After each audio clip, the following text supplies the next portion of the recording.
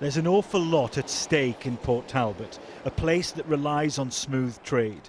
The global giant Tata Steel employs 4,000 people here, and a no-deal Brexit could put all that in doubt. Without a free trade deal, all of the steel plant's UK customers in the car and aviation spare parts chain would become uncompetitive, frozen out of the EU. Demand for steel could plummet, and the hopes of this town along with it. The draft agreement proposed buys time, 2 years, until a long-term trade agreement can be reached. This is the biggest self-inflicted injury that a country could have done. Chris James works for Tata Steel. He's also a local Labour councillor and voted to remain. So did Tony Taylor, a steel worker for more than 40 years. I'd love to see it go through, because in 2 weeks' time, if this gets voted down by Parliament, we're definitely heading towards that hard Brexit that nobody wants. Communities such as ours will suffer because of it. You could argue they deserve it because they vote against, but this community has got to be protected at all costs. At least they'll have their blue passports. That's what they want to do, isn't it? They get their blue passports. Port Talbot, remember, voted to leave the EU despite benefiting from millions in EU support. Stephen Garvey sells carpets. He buys a lot of stock from Europe, but he sticks by his decision to vote leave. I would hope that in a few years' time, we're all looking back at this time in our lives and thinking, a deal was done and it suited both sides. And that's what I think. A deal has to be done that suits both sides. And somebody clever will come up with this deal, and myself, as somebody that voted to leave, will say, yeah, that's about the best deal we could get. And hopefully somebody that wanted to stay will say, yeah, that's a good deal. But it's going to be somebody far cleverer than me that's going to decide that. They've lived with uncertainty here for decades. Now, any deal is seen as better than no deal at all. Nick Martin, Sky News, Port Talbot. In the city that gave the world Titanic, they were watching as cabinet ministers abandoned ship. But political uncertainty over Brexit is doing nothing for tourism in Northern Ireland. It is about maximising oil progress. Over coffee in the room where they first received news that the ship was going down, Janice Galt, who represents hoteliers, expressed her concern that there could be a no-deal Brexit. The real question is, do we have a hard border? And what that actually means and how that plays out in the longer terms. And also, if people look and think that there's any uncertainty about coming on a tour of the island of Ireland, if they think there's any barriers to that, we could find ourselves in some difficulties.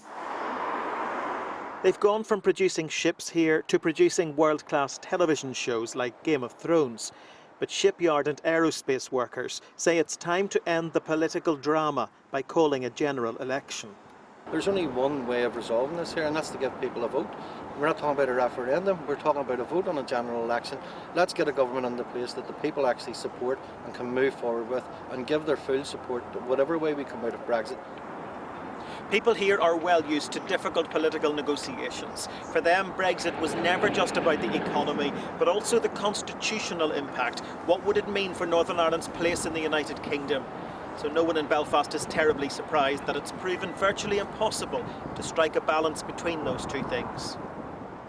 There was always the potential for the invisible Irish border to become the political iceberg.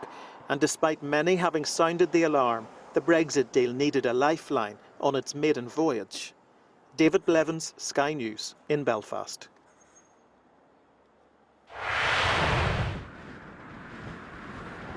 Search Scotland, Brexit, support.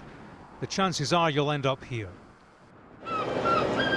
In a country that voted 63% to remain in the EU, Peterhead is a pocket of people who didn't. 180, 185. It was business as usual at the fish market this morning, with one eye on business unusual further south. In this fishing community, the Brexit vote was driven by a desire to leave the common fisheries policy, to control access to UK waters. The Brexit fear is that the draft deal doesn't deliver. We just want our industry to be looked after, to take our waters back. The fishing industry isn't valued in the British economy so much, so it is. We probably will be sailed down the river again. 160 miles separates Peterhead from Edinburgh. There's distance too in the politics. They're setting up the Christmas market here. Festival organisers have weighed in on the Brexit debate before. What do they think now? It's upsetting, really, to think that in a city where we throw open our doors annually to 3-4 million people, to be sending this message that they're less welcome and it's going to be harder to get here. What about the political fallout in Scotland? Its First Minister Nicola Sturgeon says she's in no doubt it brings Indy Ref 2 closer.